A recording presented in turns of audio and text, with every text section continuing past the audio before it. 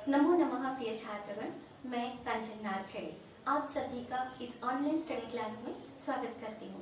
प्रिय छात्रों, आज हम कक्षा 8वीं रुचिरा भाग 3 के चतुर्थः पाठः सदैव पुरतो निधेहि चरणम इस कविता को देखने वाले हैं। श्रीधर भास्कर वर्णेकर द्वारा यह रचित कविता राष्ट्रवाद तथा राष्ट्र प्रेम से ओतप्रोत भरी गई है। उन्होंने इस कविता में नवयुवकों को प्रगति पथ पर चलने के लिए प्रेरित किया है। उन्होंने यह संदेश दिया है नवयुवकों के लिए कि प्रगति पथ पर चलते हुए कितने भी संकट या कितनी भी परेशानियां हो, परंतु आपको निरंतर चलते हुए अपने ध्येय को प्राप्त करना है। अपने कदमों को डर कर घबरा कर पीछे नहीं लेना है, तो आपको बिना डरे निडर होकर आगे बढ़कर अपने मंजिल को पाना है, अपने ध्येय को पाना है, अपने राष्ट्र की प्रगति करनी है और उसके साथ साथ खुद की भी प्रगति करनी है। तो आइए देखते हैं सदैव पुरतो निधेहि चरणम। प्रिय छात्रों, तो देखते हैं सदैव पुरतो निधेहि चरणम।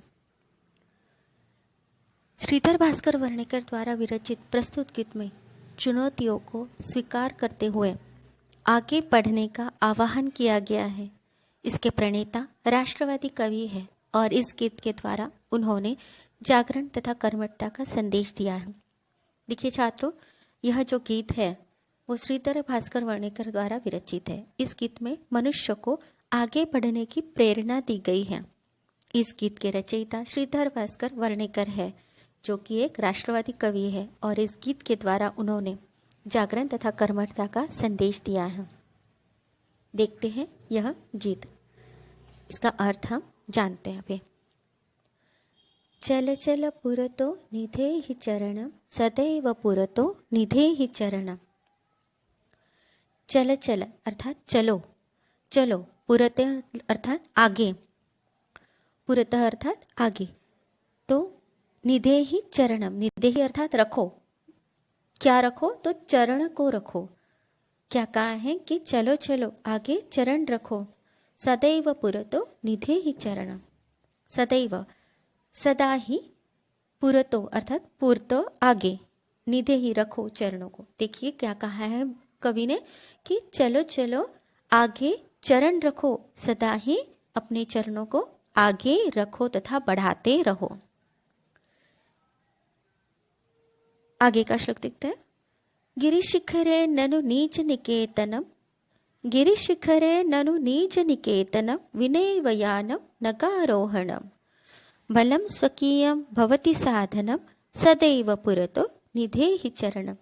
क्या कहा है देखिए, गिरिशिखरे, गिरिशिखरे अर्थात पर्वत की चोटी पर, ननु अर्थात निश्चित है, निश्चय ही, ननु यह एक अव्यय है, ननु का अर्थ क्या होगा, निश्चय से ही। क्या कहा है कि पर्वत की चोटी पर निश्चय ही, निज निकेतनम, निज, निज अर्थात अपना और निकेतन अर्थात घर।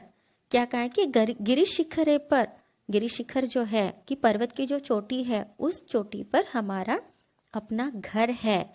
विनयव यानम नगारोहणम, विनयव अर्थात बिना ही, किसके बिना, तो यानम नगारोहणम, यानम की, यान अर्थात सवारी, सवारी के बिना ही हमें नगारोहणम पर्वत पर चढ़ना है। नग अर्थात पर्वत और आरोहणम, आरोहणम अर्थात चढ़ना। तो क्या कहा है कि हमें यान के बिना ही उस पर्वत पर चढ़ना है, क्योंकि उस पर्वत पर हमारा घर है, हमारी मंजिल है, तो हमें उसे पाना है और वहां तक पहुंचने के लिए हमें किसी भी तरह का कोई साधन उपलब्ध नहीं होता।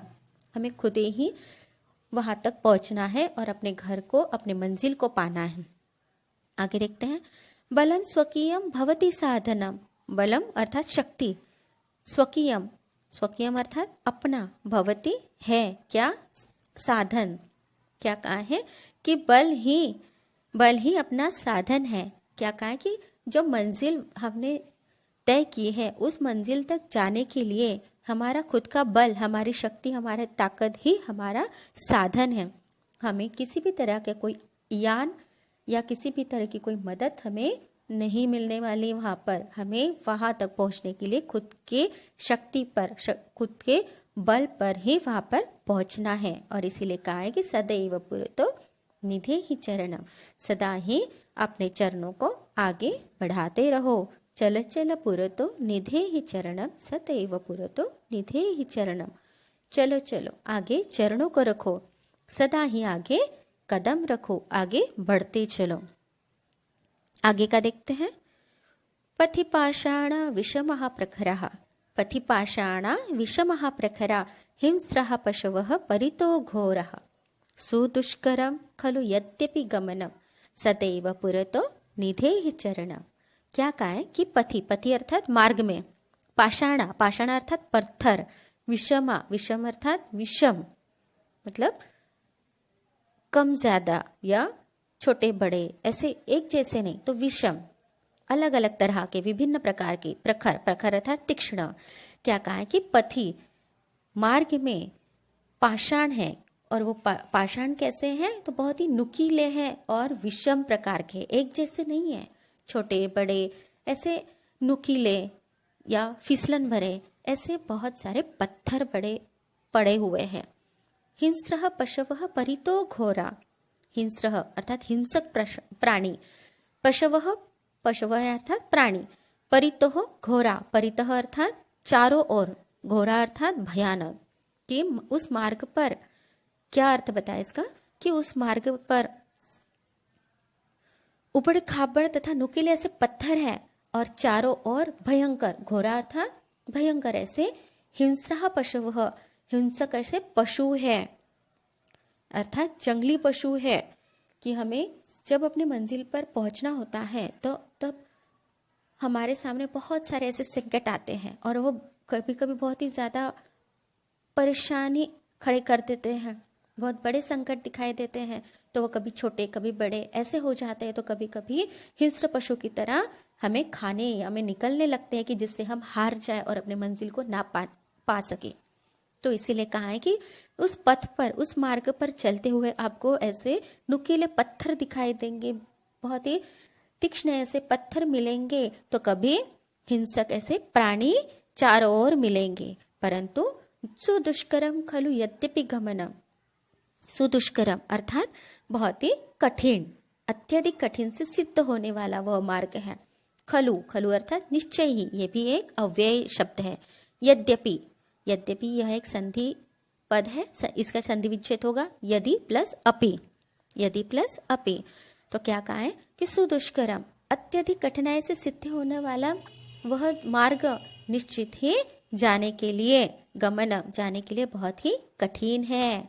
यद्यपि अर्थात हालांकि या फिर भी वह जो मार्ग है जहाँ पर हमें पहुंचना है, तो वो मार्ग आसान नहीं है, बहुत ही कठिन होने वाला है।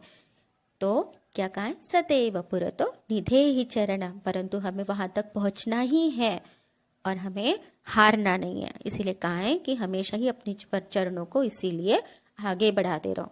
फिर से एक बार इसका अर्थ देखते हैं। पथि पाषाण विषमः प्रखरा, कि मार्ग में विचित्र से उबड़ खाबड़ तथा नुकीले से पत्थर है। हिंस्रः पशवः परितो घोरा, परिता अर्थात चारों ओर, चारों ओर घोरा भयंकर ऐसे हिंसक पशु हैं। यद्यपि सुदुष्करम खलु यद्यपि गमनम, यद्यपि अर्थात फिर भी या हालांकि वहां हमें जाना ही है, ये निश्चय अत्यंत ही कठिन ऐसा है, हमने ठान लिया है कि हमें वहां तक पहुंचना है, इसीलिए हमें सदा कदम आगे बढ़ाना ही है, सदा अपने कदमों को आगे बढ़ाते रहो। आगे बढ़ते हैं।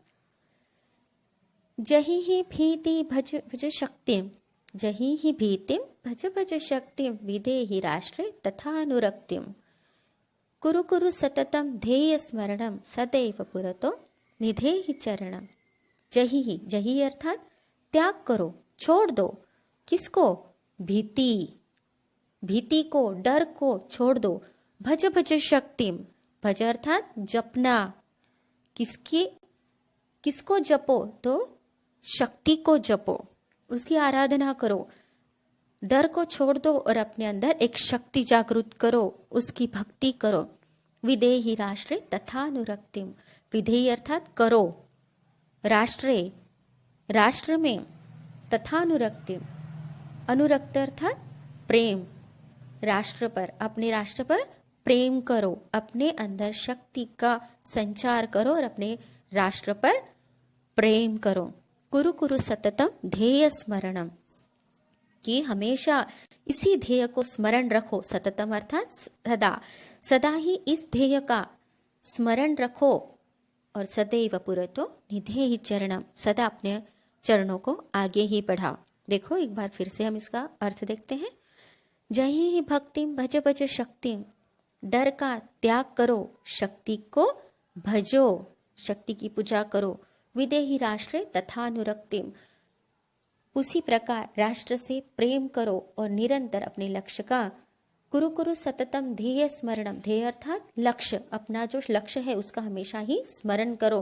सदा कदम आगे ही बढ़ाओ, सदैव पुरतो निधेहि चरणम, सदा अपने चरणों को आगे ही बढ़ाओ। प्रिय छात्रों, आज हमने जो कविता देखी है बहुत ही ज्यादा राष्ट्र प्रेम से भरी हुई है, ओतप्रोत प्रेम से भरी हुई है। प्रिय छात्रों, आज इस राष्ट्र प्रेम की बहुत ज्यादा जरूरत है। ऐसे ही इस कविता से आप प्रेरणा प्राप्त करो और अपने मन में राष्ट्र भक्ति जगाए रखो। प्रिय छात्रों, इस गीत को हम लयबद्ध तरीके से सुनते हैं ताकि आपको इस गीत में और ज्यादा मजा आए।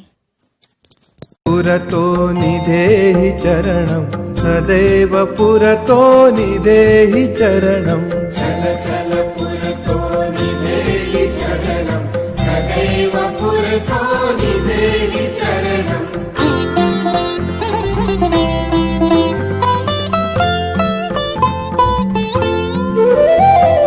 गिरिशिखरे तव निज निकेतनं समारोहणं विनयवयानं, गिरिशिखरे तव निज निकेतनं समारोहणं विनयवयानम्। आत्मबलं केवलं साधनं सदैव पुरतो निधेहि चरणं, चल चल पुरतो निधेहि चरणं सदैव पुरतो निधेहि चरणम्।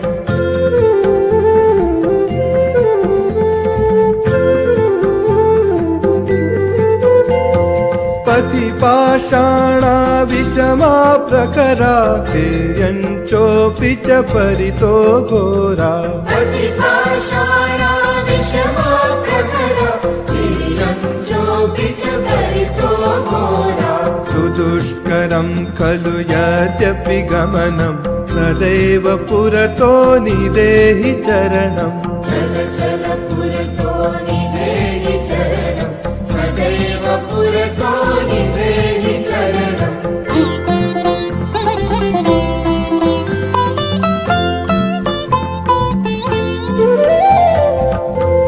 जहि भीतिं हृदि भज शक्तिं, देहि देहि रे भगवति भक्तिं, जहि भीतिं हृदि भज शक्तिं, देहि देहि रे भगवति भक्तिं।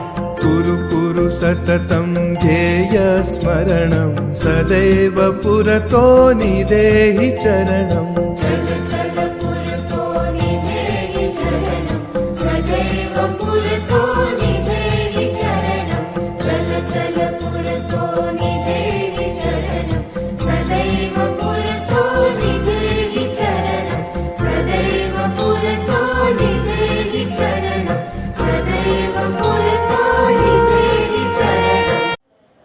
प्रिय छात्रों, तो आपने देखा सदैव पुरतो निधेहि चरणम, यह कविता लयबद्ध तरीके से कितनी सुंदर लगती है सुनने में। प्रिय छात्रों, तो आप भी यह कविता अच्छे से ध्यान से सुने तथा लयबद्ध तरीके से इसको गाएं, इसका गायन करें और कविता को याद करें। धन्यवाद।